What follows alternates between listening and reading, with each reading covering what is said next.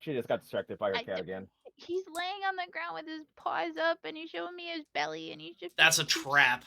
Hello, everybody, and welcome. I am Bricker Boom, and we are back with another episode of Pokemon by Daylight, a series where we are taking both the killers and survivors of the franchise Dead by Daylight and providing them with a full team of Pokemon, excluding legendaries, and if we remember at the time, mythical Pokemon. We've been doing a pretty good job at making sure that no teams have any repeats, but there's only so many Pokemon that necessarily can fit the spooky theme. So, in this particular episode, we are going to be covering Michael Myers, the Shape, the Hag, and the Electrocutioner, aka the Doctor. So, we're going to go ahead and start with Michael Myers first. Let's go ahead, hop right into that lore. Some humans are simply bad seeds, seeds infused with a distilled and pure form of evil. Michael Myers is one of those seeds. He had no issues with causing the pain of others. Instead, it was exactly what he sought. But even life can be tough on those with minds filled with terror. The difference is just how one goes about to solve those problems. For Michael, he had to kill to find some inner peace. As he took his sister's life, the police found a silent boy dressed as a clown at the scene. When one stumbles upon a growing fire, one does not pour gasoline on it. Quitters. But this was an action taken by officials that had no idea how it would shape this demon in the boy's body. Sending Michael to a mental institution was a feeble attempt to save the child. Unsuccessful therapy and nightly screams just made him even more introverted and deranged. People hoped that Michael Myers would end up a parenthesis, soon to be forgotten and buried, a failure that soon were to rot away. But then he escaped. So, The shape oh, what? nope, go ahead, do your thing Keep going? first. Okay, okay. The shape lurks in the distance, patiently biding his time. His evil builds while stalking survivors, fueling him with a malevolent power. As the trial progresses, the shape evolves from a quiet menace to an unstoppable juggernaut capable of shredding through even the most resilient teams. His perks select one survivor to become his obsession and will trigger deadly effects based on the obsession status. The end. Myers is just a dude, right? Like, there's nothing supernatural Supernatural? about No. him, right? He is just a guy. I mean, how the fuck does he Well, live through all that bullshit? yeah, he's just a guy, but it's like one of those horror movie tropes of he's just a guy surrounded by this uh horror movie bullshit. No Plot matter armor. what, he has the plot armor, yeah. Mhm. Like literally, I think if I'm not mistaken, in the most recent movie, Halloween movie, he gets straight up shot at repeatedly, nope, and everything. No problem, just stands right back up and kills everybody. What the fuck? Literally in a burning building, where firefighters do come in to try and, take out put out the fire. Yeah, no problem. He just kills all the firefighters and just walks out, no problem. And has a fantastic set of abs. Yes. So, two kinds of people. Alright, so for Myers, the team that we have given him is Greninja, due to the fact that it vanishes and reappears and will gain speed as it's doing so, much like Myers when he is stalking you. As he gets to tier 2 and even tier 3, he becomes a very quick boy. Gliscor, due to the silence in which it flies, it's very much like Michael when he's in tier 1, especially if he's Scratch Mirror and will never. He's always gonna scare you, basically. Dustox, due to the nocturnal side of it, gathering around street lamps, one of the art depictions that I always think of when I see Myers is standing outside under a streetlight. Somebody catches the movement, looks out, and then he's just gone. Cacturn, due to being unmoving and being active at night, we have seen Michael Myers be very patient in his killing and be able to just stand there for a while, especially in DBD. The people that play Scratch Mirror are another breed entirely. Sableye, due to this Pokemon hiding in the darkness. And then finally, for Alligator, just because it is very much a Pokemon that in the Dex entries say that it starts off slow and then speeds up as it begins to chase you. So with that being said, Michael Myers' full team is Greninja, Gliscor, Dustox, Cacturn, Sableye, and Feraligatr. Oh, we're idiots. Why? Why? We're done. Why? Why? Well, for Blythe, why didn't we use Rampardos? So anyway, the hag is what we're doing next, or do you want to do Doctor? Yeah, well, you know what? I'm still actually a little upset about that, but as said, we are going to be going ahead and covering the hag next, so here is her backstory. Lisa Sherwood grew up in a quiet village, mainly isolated from the rest of civilization. The people of the hamlet were kind, and the elders kept old traditions alive, often keeping the peace by personally settling the ever rare disputes. Lisa was particularly fond of the charms they taught her to draw for safety and good fortune. One night, as she was walking home through the woods, a terrible storm struck without warning. Howling winds whipped at her hair as she stumbled through the swamp, her rain drenched dress plastered to her skin. In the slick, wet mud, she had lost her footing, careening backwards and striking her head against a rock. Slipping in and out of consciousness, she strained to identify the dark shapes approaching her from between the trees. That was the last thing she could remember. Her kidnappers kept her chained to a wall in a flooded cellar. Though dimly lit, she could see others whose large open wounds swarmed with flies. Ah, It took merely a day before they returned, carving chunks from the prisoners' oh god, carving chunks from the prisoners' bodies with rusted blades, consuming their very flesh down to the bone. Most she saw did not survive long enough once the cannibals targeted them, but somehow, deep within, Lisa persisted. Starved, infected, and mutilated after several weeks of torture, her gaunt arms became loose in their shackles. She pulled hard, the metal tearing through skin and muscle until she was free. Her flesh oozed viscous yellow oh god, it's so gross, I hate it. Flesh oozed viscous yellow pus, and bones were visible beneath the gangrenous wounds. I fucking hate this already. She could go no further. Delirious, she thought of home. She thought of the elders. With her dying breath, she etched the symbols they had taught her into the floor using what remained of her fingers.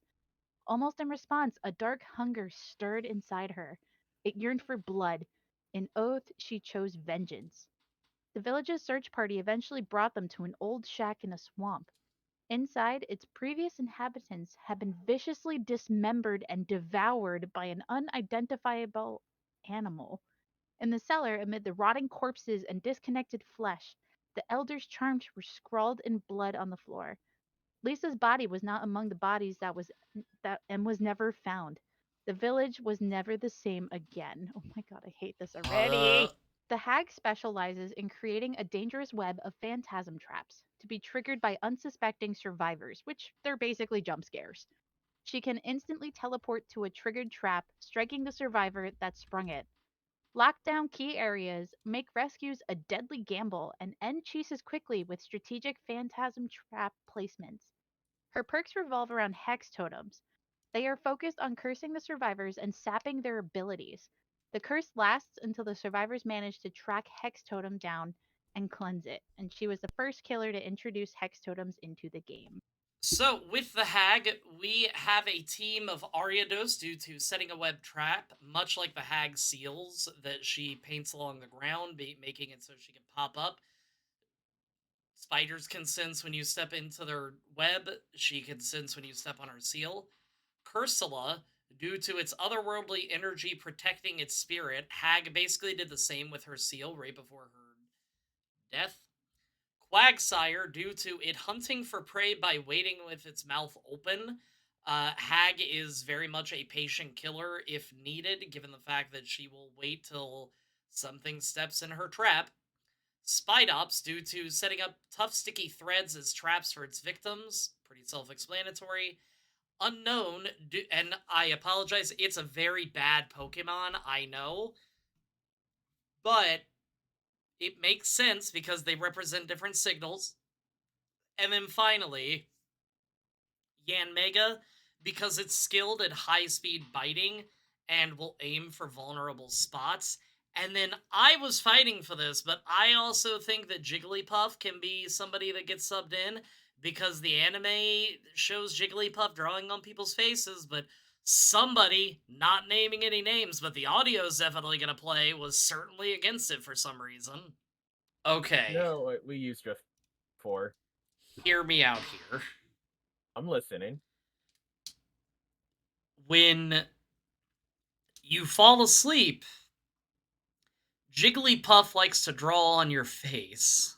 Why are you so obsessed with Jigglypuff? I Because don't Jigglypuff is know. life. Doesn't Jigglypuff have an evolved form? Yes, but it doesn't draw on people's face. Isn't that as Does you cool? does are Not as you just cool. thinking of the Okay, hold on. Not as cool? I need you to shut your mouth. Not as cool. I need you to shut up. Because I want to say, are you thinking anime? Oh, or are you yes. thinking Why you gotta be so rude?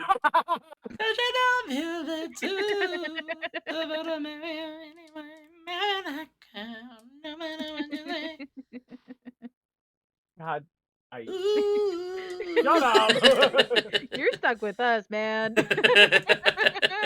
I swear to God, you're gonna put that into the video at some point. But hear me out, Jigglypuff, and you'll just hear me yelling in the background. F you. I mean. So last but certainly not least on this roller coaster carnival. Anyway, killer that we're going to be covering today is going to be the Doctor. So here is his backstory. Alright, let's see. Oh, Binks is so cute. He just. Oh, God, I can't. That's staying in the video. The brilliant Herman Carter was handpicked for an advanced neuroscience program at a secret government facility, the Leary's Memorial Institute, located in Illinois, USA. Hello. This is get f***ed, Herman. This is where Herman met Dr. Otto Stamper, where, under his guidance, Herman began to use strange and ever increasingly vicious methods to extract information from prisoners sent to the Institute, which was also a covert prison and re education center for whoever the USA's current nemesis was. His liberal use of violent electroshock therapy revealed dramatic results, and several threats to national security were uncovered. Carter's experimental information extraction had turned to horrific and bizarre torture. Patients and prisoners were found dead or in vegetative states with all types of head trauma. Over the years, Carter had become known as the Doctor, and no one ever questioned if he ever even held a medical certificate.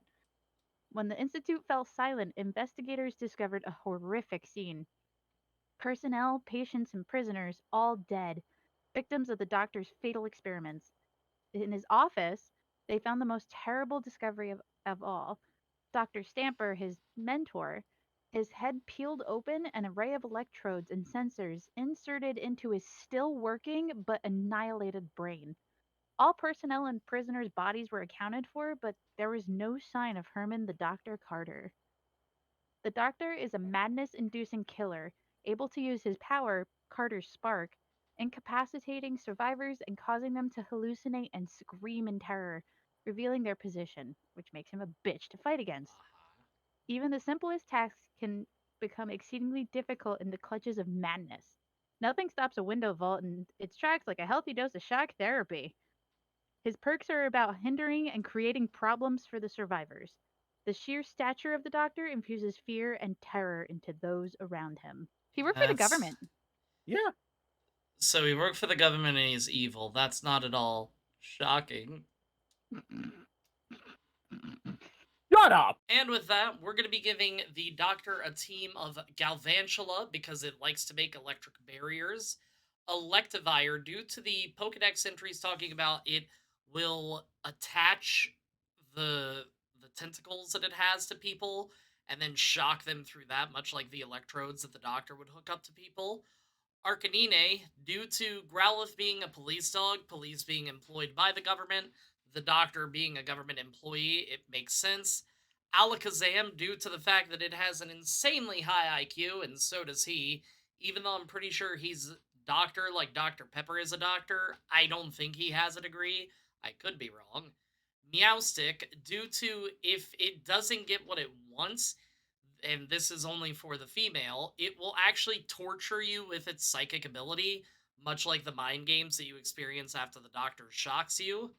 And then Malamar, due to it will make you enter a hypnotic state, forcing you to do what it wants, which in this instance, while he was doing these experiments on people, that's what he was trying to get them to do, whatever he wanted. So with that being said, the Doctor's team is going to be Galvantula, Electivire, Arcanine, Alakazam, Meowstic, and Malamar. And with that, that actually concludes this episode of Pokemon by Daylight. So, as always, make sure to check out me or the Baby Rhino or both on Twitch. Aaron doesn't do that, but you can definitely, probably at some point or another, catch her in either mine or Rhino's stream to tell her how much you love her, how much you love the little random noises that I leave in at the end of the video. And as always, if you like the video, even if you didn't like the video, hit the like and subscribe button, because it really does help me out. And until next time, everybody, peace out. Hey, Sparky Spark.